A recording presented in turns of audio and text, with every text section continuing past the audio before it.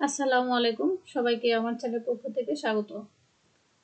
নবম দশম শ্রেণীতে 2025 সালে যে বইটি তোমরা হাতে পেয়েছো ইংরেজি প্রথম পত্রের আমরা ইউনিট 2 নিয়ে গত ক্লাসে আলোচনা করেছিলাম প্রথম লেসন নিয়ে। আজকে আমরা লেসন 2 নিয়ে আলোচনা করব। আশা করছি প্রত্যেকেই ভিডিওটি খুব সুন্দর করে মনোযোগ দিয়ে তোমাদের যে লেসনটি আছে সেটি উপভোগ করবে। চলো তাহলে আমরা দেখি না আমাদের আজকের লেসনে কি আছে। Lesson 2 environmental pollution. এনভায়রনমেন্টাল কথার অর্থ হচ্ছে পরিবেশগত আর পলিউশন মানে হচ্ছে দূষণ। তাহলে পরিবেশগত দূষণ বলতে কি বোঝায় আমরা সেটা এই লেসনটা পড়লে বিস্তারিত জানতে পারবো। তোমরা যারা নতুন নবম দশম শ্রেণীতে উঠেছো ইতিমধ্যে তোমরা জানো যে দশম শ্রেণীতে যারা তোমাদের জন্য সিলেবাস দেওয়া হয়েছে প্রত্যেকটা সাবজেক্টে ইংরেজি বিষয়ে ইংরেজি প্রথম পত্রে তোমাদের ইউনিট 2 পুরোটাই আছে। তাই তোমরা এর সঙ্গে খুব ভালো করে লেসনগুলো দেখে নেবে। আর যারা নবম শ্রেণীতে আছো তাদের তো এখনো সিলেবাস নাই, সবগুলোই তোমাদের পড়তে হবে। এখানে ছবিতে তোমরা দেখতে পাচ্ছ যে পরিবেশ কিভাবে দূষিত হচ্ছে, বিভিন্ন ছবিতে বিভিন্ন কিছু দেখানো হয়েছে। লক্ষ্য করো কিভাবে ধোঁয়া, এখানে বজ্র, ময়লা পদার্থ সবগুলো মিলেই কিন্তু আমাদের আসলে পরিবেশ দূষণ হচ্ছে। আমরা এই লেসনটা খুব ভালো করে পড়বো। আর তোমরা যদি এই লেসনটা খুব সুন্দর করে পড়তে পারো, এখানে তোমাদের যে ইংরেজি প্রথম পত্রে প্যারাগ্রাফ লিখতে হয়, ইংরেজি দ্বিতীয় পত্রে প্যারাগ্রাফ লিখতে হয়, এখান থেকে কিন্তু তোমাদের একসঙ্গে 3টা প্যারাগ্রাফ দেওয়া আছে। সেটা কিভাবে, যখন তোমাদের এনভায়রনমেন্টাল পলিউশন মানে পরিবেশগত দূষণ বর্ণনা করতে বলবে তখন তোমরা কিন্তু এখান থেকে সবগুলোই লিখতে পারবে। আবার যদি মনে করো যে আলাদাভাবে আসে যে এয়ার পলিউশন, এরপরে আছে তোমার হচ্ছে ওয়াটার পলিউশন, এরপরে আছে সয়েল পলিউশন যে মাটি দূষণ কাকে বলে সে সম্পর্কে প্যারাগ্রাফ লিখো, ওয়াটার পলিউশন সম্পর্কে লেখো এবং এয়ার পলিউশন সম্পর্কে লেখো, তখন কিন্তু আলাদা আলাদা করে 3টা হবে। সো এই একটা লেসন পড়লে তোমরা একই সঙ্গে যেমন প্যাসেজ পড়তে পারবে এবং এখান থেকে কিন্তু প্যারাগ্রাফ বলো, লেটার অ্যাপ্লিকেশন অথবা ডায়লগ বলো, যে কোনো টপিকসের উপরে সে তোমাকে যদি এনভায়রনমেন্টাল পলিউশন সম্পর্কে লিখতে বলা হয় এখান থেকে তুমি কিন্তু লিখতে পারবে। সো আমরা তাহলে অনেক গুরুত্ব সহকারে লেসনটি বাংলা করে পড়বো, কেননা তোমাদের এই মুহূর্তে প্রত্যেকটা লেসন খুব মনোযোগ দিয়ে সুন্দর করে বাংলা করে পড়াটা মোস্ট ইম্পর্টেন্ট। কেননা একটা বিষয় যদি তোমার ভালো জানা থাকে এই বিষয়টা কিন্তু তুমি পরে লিখতে পারবে। চলো আমরা আর কথা বাড়াবো না, আমরা দেখে নিই এখানে কি বিষয় বলা হয়েছে, কি কি পলিউশন আমাদের এনভায়রনমেন্টাল পলিউশনের মধ্যে আছে।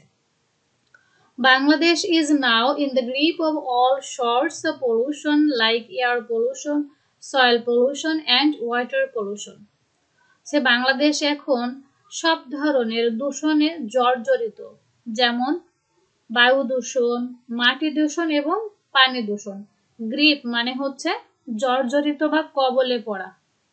The dwellers of the urban areas are the worst sufferers of such pollution. আর এই ধরনের দূষণের শিকার হচ্ছেন শহর এলাকার জনজীবনের মানুষেরা। ওর্স্ট মানে হচ্ছে সবচেয়ে বেশি খারাপ দিকে যাওয়া, আর সাফারার্স মানে হচ্ছে ভোগান্তি, মানে শহর এলাকার মানুষরা এই যে দূষণ হচ্ছে এটার বেশি ভোগান্তির শিকার হয়ে থাকে। The indiscriminate industrialization process in Bangladesh over the past decades has created significant environmental problems. যে বাংলাদেশে বিগত কয়েক দশকে দেখা গিয়েছে যে নির্বিচারে শিল্পায়ন পদ্ধতি, এই শিল্পায়নের যে পদ্ধতি বা প্রক্রিয়া আছে এটার কারণে গুরুত্বপূর্ণভাবে পরিবেশগত বিভিন্ন সমস্যা সৃষ্টি হয়েছে। ইনডিসক্রিমিনেট মানে হচ্ছে নির্বিচারে, আর ইন্ডাস্ট্রিয়ালাইজেশন মানে শিল্পায়ন, প্রসেস মানে পদ্ধতি, ডিকেডস মানে দশক, ক্রিয়েটেড মানে সৃষ্টি হওয়া, সিগনিফিকেন্ট মানে গুরুত্বপূর্ণ বা উল্লেখযোগ্য। We will now read about some of the most common types of environmental pollutions and ways of coping with them. আমরা এখন কিছু সাধারণ বিভিন্ন ধরনের পরিবেশগত দূষণ সম্পর্কে পড়ব এবং এদের থেকে উত্তরণের বা মোকাবেলা করার উপায়গুলো জানব। কপিং মানে হচ্ছে উত্তরণ বা মোকাবেলার উপায়। তো ফার্স্টেই কি আছে তোমাদের এয়ার পলিউশন। মানে বায়ু দূষণ। Air pollution comes from a wide variety of sources. বায়ু দূষণ বিভিন্ন ভাবে হয়ে থাকে, ভ্যারাইটি মানে বিভিন্ন, সোর্সেস মানে হচ্ছে উৎস। In Bangladesh, poisonous exhaust from industrial plants, যে বাংলাদেশে শিল্প কলকারখানার বিষাক্ত পদার্থ, এক্সস্ট মানে হচ্ছে নিঃসরিত বিষাক্ত পদার্থ, পয়জনাস মানে হচ্ছে বিষক্রিয়ার মতো। ব্রিক ক্লিনস, ইটের ভাটা, old or poorly serviced vehicles, পুরাতন এবং যেগুলো তোমার ত্রুটিপূর্ণ যানবাহন, and dust from roads and construction sites are some of the major sources of air pollution. বলছে যে যে তোমার এখানে রোডগুলো আছে, রাস্তাগুলো আছে এবং নির্মাণাধীন যে সাইটগুলো আছে সেগুলো থেকেও কিন্তু ময়লা আবর্জনা এসে পরিবেশকে দূষিত করছে বা বাতাসকে দূষিত করছে, আর এগুলোই হচ্ছে বায়ু দূষণের মেজর মানে প্রধান কারণ। We can minimize this type of pollution by making less use of motor vehicles. আমরা মোটর ভেহিকলস এর ব্যবহার কমিয়ে উল্লেখযোগ্যভাবে এই ধরনের দূষণকে কমাতে পারি, মিনিমাইজ করতে পারি। মিনিমাইজ মানে হচ্ছে কমানো বা হ্রাস করা। And avoiding the use of vehicles older than 20 years. এবং 20 বছরের বেশি পুরাতন যে গাড়িগুলো আছে আমরা সেগুলো ব্যবহারকে এড়িয়ে চলবো। অ্যাভয়েডিং মানে হচ্ছে এড়িয়ে চলা। We may also use proper lubricants to lessen the level of emission and pollutants. দূষণ এবং নির্গমনের মাত্রাটা কমানোর জন্য আমরা সঠিকভাবে লুব্রিকেন্টস ব্যবহার করতে পারি। লুব্রিকেন্টস মানে হচ্ছে যন্ত্রপাতিতে চালিত এক ধরনের gas. We can encourage people to use compressed natural gas. এছাড়া আমরা জনগণকে উৎসাহিত করতে পারি ন্যাচারাল গ্যাস ব্যবহার করার জন্য, অথবা লিকুইড পেট্রোলিয়াম গ্যাস, অথবা লিকুইড পেট্রোলিয়াম গ্যাসটা ব্যবহার করতে বলতে পারি। আর ফর ফিউলিং দেয়ার কার্স, তাদের যে কারগুলো আছে, গাড়িগুলো আছে, এখানে জ্বালানি হিসেবে এগুলো ব্যবহার করা যায়। The government may relocate hazardous industries like brick kilns to areas away from human habitations. যে মানুষ যেখানে বাস করে সরকারের উচিত যে সেই জায়গা থেকে অনেক দূরে ইটের ভাটাটাকে পুনঃস্থাপন করা, যেগুলো ঝুঁকিপূর্ণ শিল্প আছে। হ্যাজার্ডাস মানে হচ্ছে ঝুঁকিপূর্ণ, রিলোকেট মানে পুনঃস্থাপন করা, আর ব্রিক ক্লিনস মানে তো ইটের ভাটা। এবার আমরা দেখব water pollution. Water pollution can occur in oceans. Water pollution কোথায় হয়? পানি দূষণ। পানি দূষণ হচ্ছে সমুদ্রে হয়, রিভার্স নদীতে হয়, লেকস লেকে বা হ্রদে হয়, পন্ডস পুকুরে হয়, অ্যান্ড আন্ডারগ্রাউন্ড রিজার্ভয়ার্স এবং ভূগর্ভস্থ যে জলাশয় আছে সেখানে হয়। আন্ডারগ্রাউন্ড মানে হচ্ছে ভূগর্ভস্থ, আর রিজার্ভয়ার্স মানে হচ্ছে জলাধার। As different water sources flow together, যেহেতু বিভিন্ন ধরনের পানির উৎসগুলো একসাথে চলে বা পাশাপাশি বয়ে যায় বা প্রবাহিত হয়, the pollution can spread easily and quickly. তাই খুব দ্রুত কিন্তু এই পানি দূষণটা ছড়িয়ে পড়ে। Causes of water pollution include, পানি দূষণের মধ্যে যে কারণগুলো আছে তার ভিতরে উল্লেখযোগ্য হলো increased sediment from soil, মাটিতে গাদ বা পলি জমা, erosion মাটির ক্ষয়, improper waste disposal and littering, এবং সেটা হচ্ছে অনুপযুক্ত যে ময়লা আবর্জনাগুলো আছে সেগুলো মাটিতে ফেলা, leakage of soil pollution into water supplies, এবং যে পানি সাপ্লাইয়ের ব্যবস্থাপনা আছে সেখানে লিকেজ বা ছিদ্রযুক্ত কোনো কিছু ব্যবহার করা, organic materials that decay in water supplies, এবং জৈব পদার্থগুলো পানির সঙ্গে মিশে কিন্তু পানিকে দূষিত করে। In fact, বস্তুত polluting the land means polluting the water. মাটি দূষণ মানেই হচ্ছে পানি দূষণ। Throwing away a toxic substance on the ground near a water source means it eventually reaches the body of water. যে নিকটবর্তী কোনো মাটির উপরে কোনো বিষাক্ত পদার্থ নিক্ষেপ করার মানেই হচ্ছে ধীরে ধীরে সেটি পানির সঙ্গে মিশে যে পানিকে দূষণ করে ফেলে। অ্যাজ আ রেজাল্ট, এর ফলে দ্য ওয়াটার ইজ পলিউটেড, পানিটি দূষিত হয়ে যায়। Industrial waste must not be disposed in rivers or lakes. শিল্প কলকারখানার যে ময়লা আবর্জনা আছে সেগুলো নদী বা লেকে ফেলা উচিত নয়। ডিসপোজড মানে ফেলা উচিত না।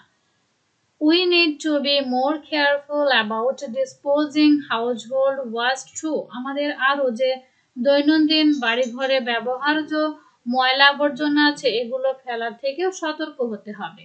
Use of pesticides means, pesticides মানে হচ্ছে কীটনাশক। কীটনাশক ব্যবহার করার মানেই হচ্ছে যে when it rains, যখন বৃষ্টি হয়, chemicals used in the lawn or garden, যেগুলো কেমিক্যাল জৈব সারগুলোর পরিবর্তে রাসায়নিক সার ব্যবহার করা হয় তোমার হচ্ছে বাগানে বা ছোট বন জঙ্গলে, wash into the water body, সেটা কিন্তু পানির সঙ্গে মিশে একত্রিত হয়ে যায়।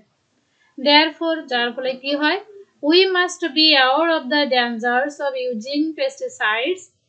এখন তখন আমরা এই যে বিষাক্ত যে কীটনাশক ব্যবহার করি এর যে মারাত্মক একটা ক্ষতি আছে তার সম্মুখীন হয়ে যায়। তাই এটা সম্পর্কে আমাদের সবাইকে কি করতে হবে, সচেতন করতে হবে। As they may pollute our rivers, যেহেতু সেগুলো আমাদের নদীর পানি, ক্যানালস এন্ড লেকস এবং ক্যানাল বা লেকের পানিকে দূষিত করে। এবার আমরা দেখব সয়েল পলিউশন, মাটি কিভাবে দূষিত হয়।